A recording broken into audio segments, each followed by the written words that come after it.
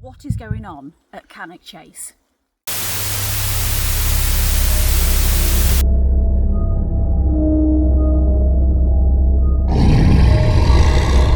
Hello everyone and welcome back to the channel. If you're new here, I'm Claire and this is The Wanderlust Way.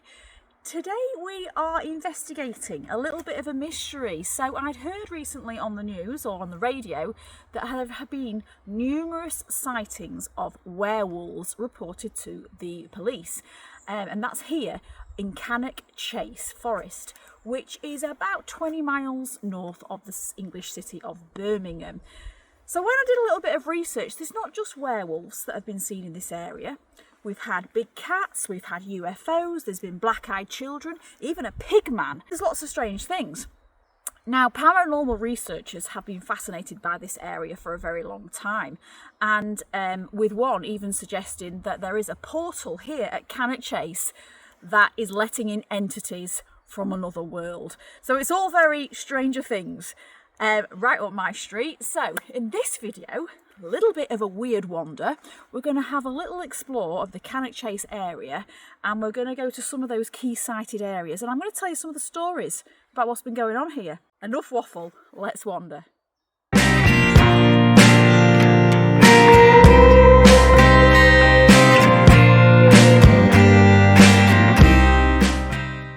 In the county of Staffordshire is a 26-mile area known as Cannock Chase. A settlement at Cannock is mentioned in the Domesday Book, and archaeological remains range from prehistoric monuments to medieval ironworkings. At the highest point of the chase sits an Iron Age fort that dates back over 2,000 years. Known as Castle Ring, historians believe it was occupied between 500 BC and 43 AD, and was built to house a tribe of ancient Britons, where they could hold ceremonial events in safety. Known as the 𝐫𝐞𝐚𝐝, they are believed by some to have performed rituals and blood sacrifices in order to please their gods.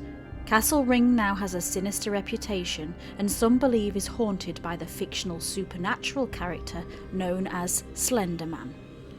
Slenderman has been the subject of many nightmares, often depicted as a tall, thin figure wearing a black suit and a blank face. And although he went on to inspire a real-life attempted murder in the US, he is entirely fictional. So why then are there multiple reports of Slenderman sightings in this area? In 2015, Lee Brickley, a paranormal researcher, claims the apparition he saw had blood-red eyes that shone in the night sky. It also had a mouthful of teeth that seemed to look like razors. He saw this in the Castle Hill area.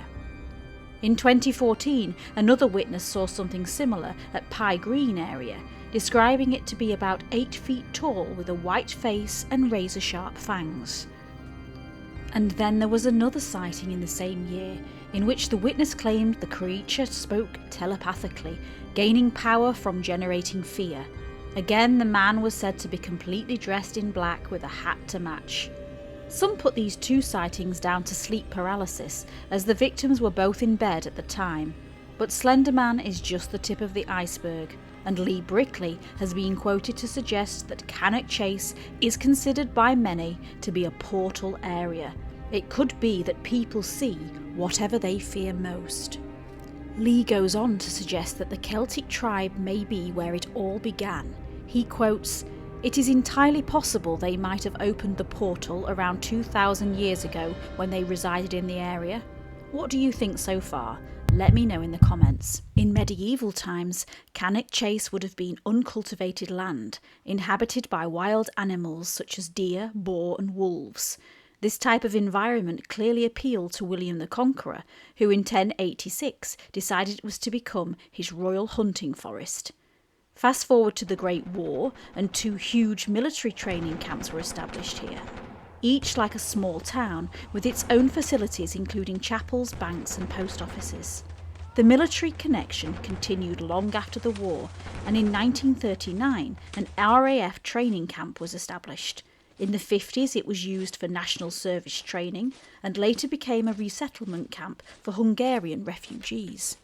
Today it is owned by Staffordshire County Council and the area designated as one of outstanding natural beauty. But it's not all sweetness and roses. With a long eventful history, Cannock Chase is full of spine-tingling tales, with legends and local laws dating long back since before you or I were born. So one of the things I want to discuss while we're up here on Cannock Chase is those big cat sightings. Now, sightings of big cats have been happening here on Cannock Chase for over 20 years. And there are experts that believe that is not a myth, that is a thing. The big cats have been spotted here, and it is believed that there could possibly be pumas, mountain lions, that sort of thing. Don't really want to come across one of those. However, we'll do a little bit of we'll have a little bit of a wander, see what we can find, and I'll tell you a little bit more about one of those big cat sightings. Reports of big cat sightings here have been frequent in the last decade, with many witnesses claiming to see a brown or sandy-coloured puma or mountain lion. These reports have become so common that locals now refer to the beast as the Cannock Chase puma. One eyewitness, a historian named Richard Pursehouse, spoke about his experience in 2021 when he claims to have seen a full black puma. Scratch-like markings have also been spotted on trees at the chase, and there are other reports of pet dogs having been let off the lead, never to be seen again. Founder of the British Big Cat Society, Danny Bamping, told Birmingham Live that it was absolutely possible for big cats to be here alongside other areas like this in Britain. If we look at a report made in May this year, we can assume the big cat theory is very real. The report came about when a witness in Cumbria saw a big black cat, the size of a German shepherd dog, feeding on a sheep carcass. DNA swab samples were taken, and after analysis it confirmed the creature must have been from the Panthera genus, the only type of big cat that can roar.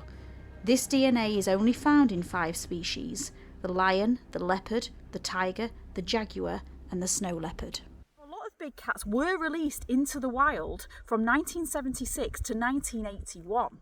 Due to a legal loophole which allowed owners to release non-indigenous species into the UK. So it is quite plausible that they are here.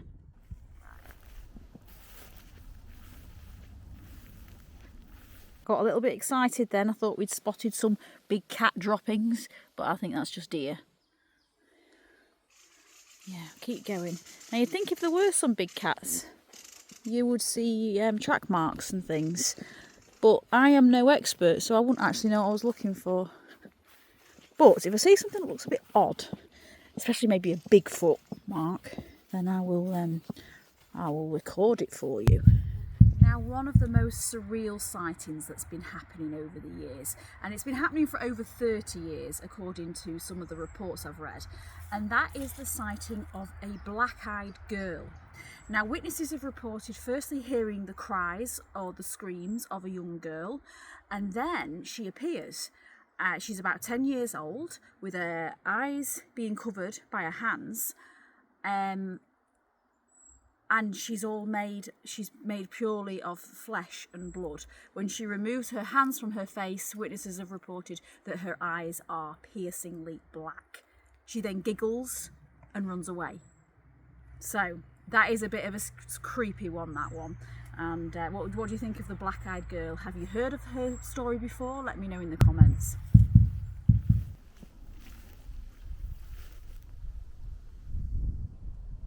This area has been named in a Ministry of Defence 2008 report as a hotspot for UFO activity. Now, forests like this, you may have watched my previous video that was in the area of Sheffield.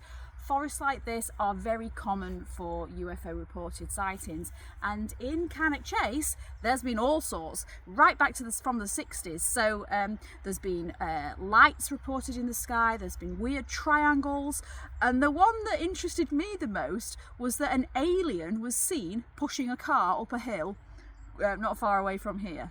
So let's have a little walk around and I'll tell you some of those UFO stories, and you can make up your own mind about what's going on with the aliens on Cannock Chase. On May 16th, 1988, there was a UFO sighting so prominent that it attracted the attention of the Ministry of Defence.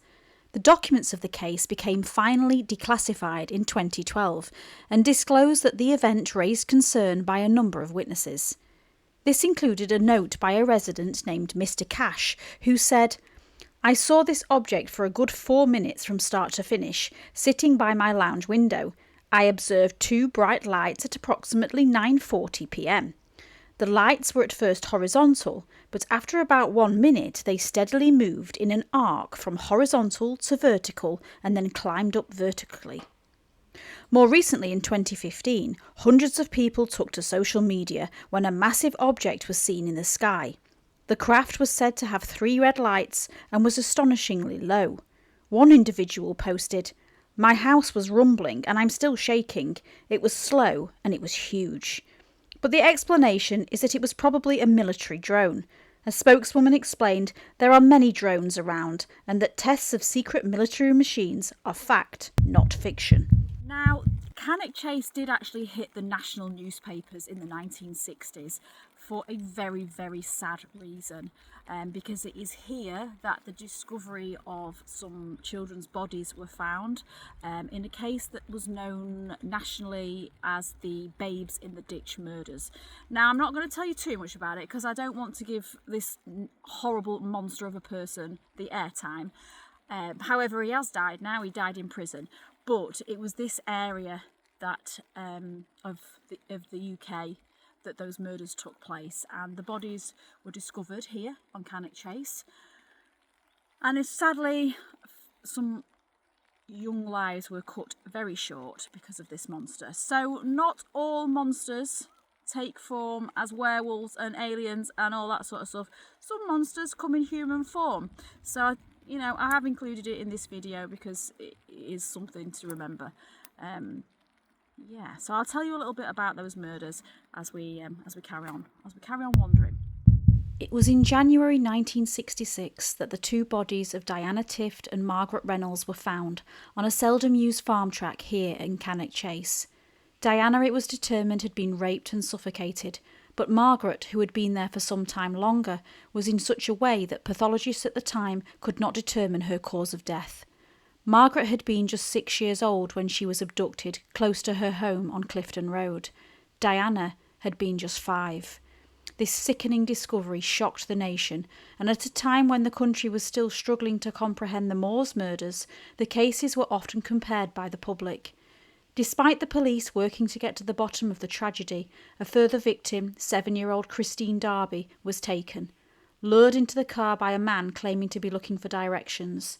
Over 300 police searched the chase on foot, followed by assistance of over 200 officers from neighbouring forces and 250 soldiers from the Staffordshire Regiment. Eventually they found the 7-year-old Christine, naked and dumped just a mile away from the bodies found the previous year. She also had been sexually assaulted and strangled. Eventually the killer was caught when the following year he attempted to abduct another 10-year-old. Using an identikit picture taken at the abduction of Christine Darby and other witness information, the police were finally able to tie these serial murders to a Raymond Leslie Morris.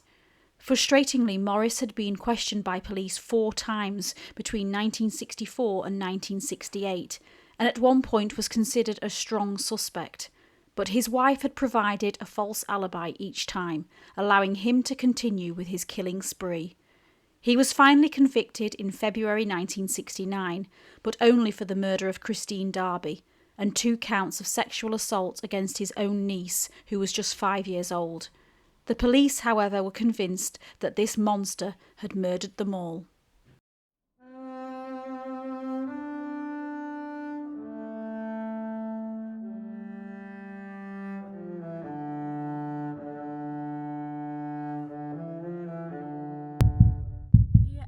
Chase, there is actually a German war cemetery. Under 5,000 souls have been laid to rest here.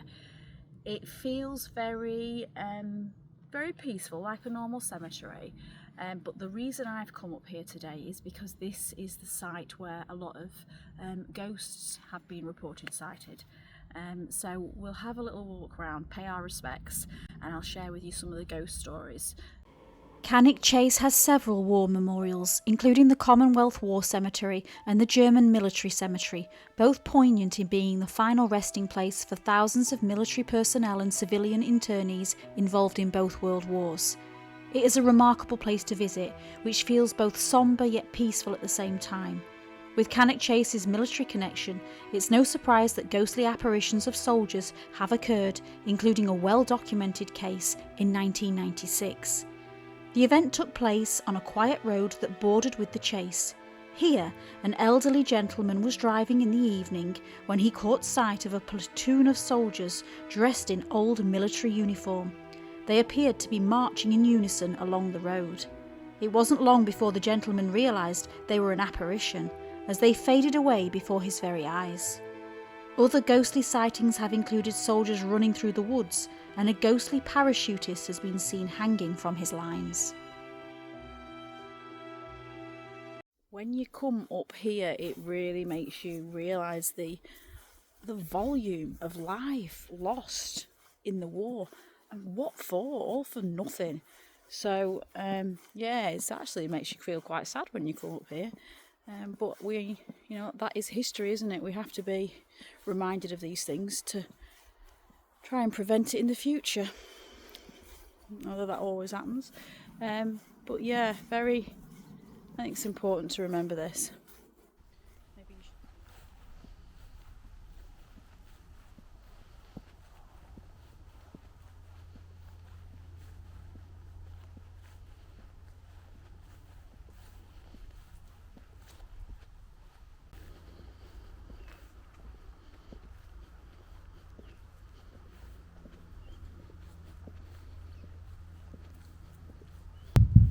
Right, another weird story, possibly one of my favourites actually, and that is the tale of Pigman. So Pigman has been spotted on more than one occasion, and there are various theories as to who Pigman is. Some believe he is a hybrid pig-human that was possibly created as a military experiment. There's another theory that obviously he's come from that portal from another world. And my favourite theory is that he came from a witch. He was born to a witch who had escaped into this forest and gave birth to him. Local children have been apparently saying the Pigman rhyme for very many years.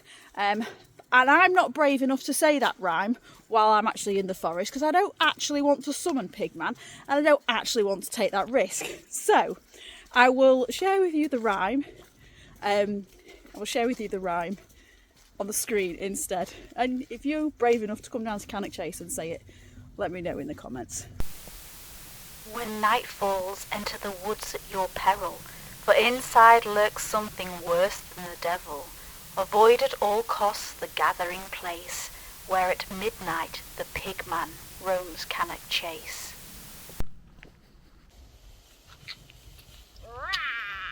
Now, the story that was the one that first attracted me to Cannock Chase in the first place, and that is the legend of the werewolf.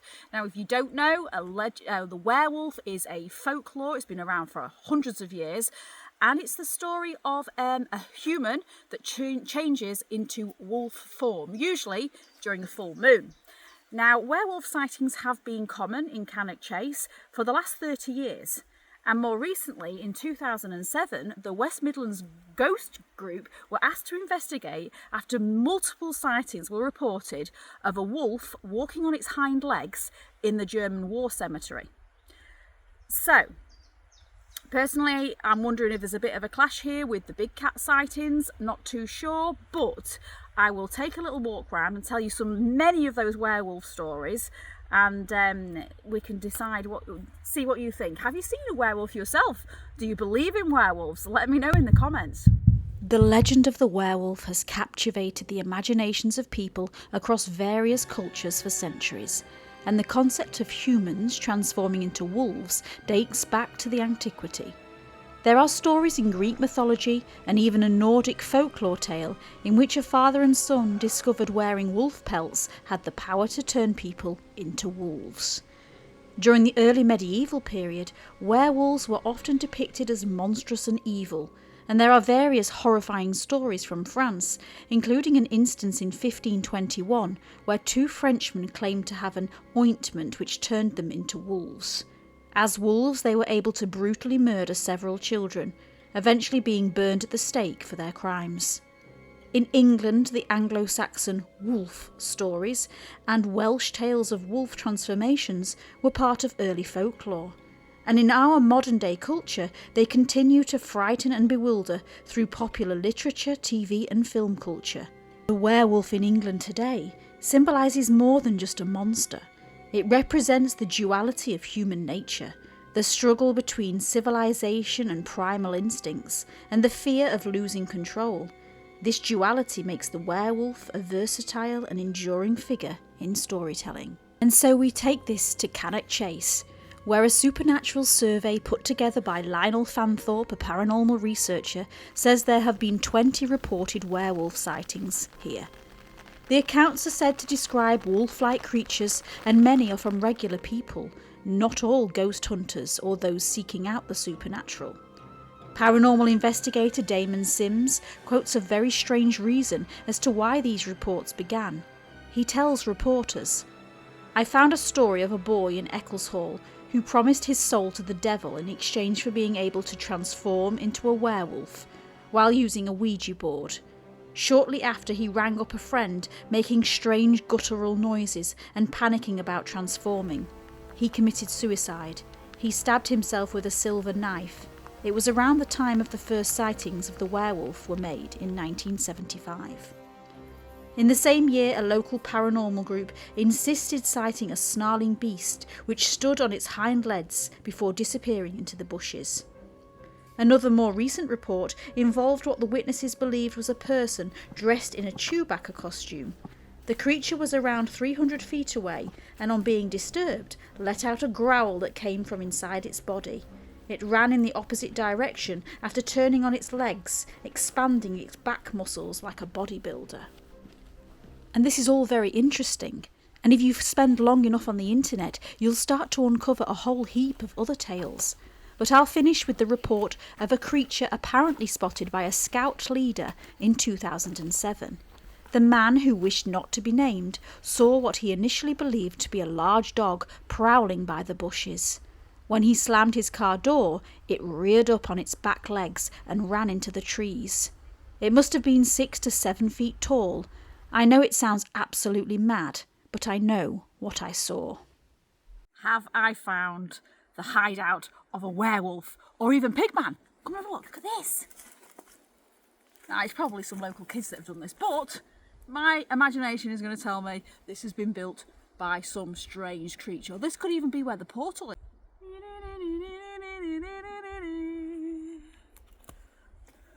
So that is the end of our spooky trip to Cannock Chase. I haven't been eaten by a werewolf, I haven't been attacked by a big cat, and I haven't seen Pigman, thank God. But I want to thank you all for watching. Please let me know in the comments your thoughts. Something going on in the woods behind me. But let me know in the comments your thoughts. Do you believe in any of this, or is it all just a load of nonsense? What do you think? And please give me a like, because it takes a lot of work to put a video like this together.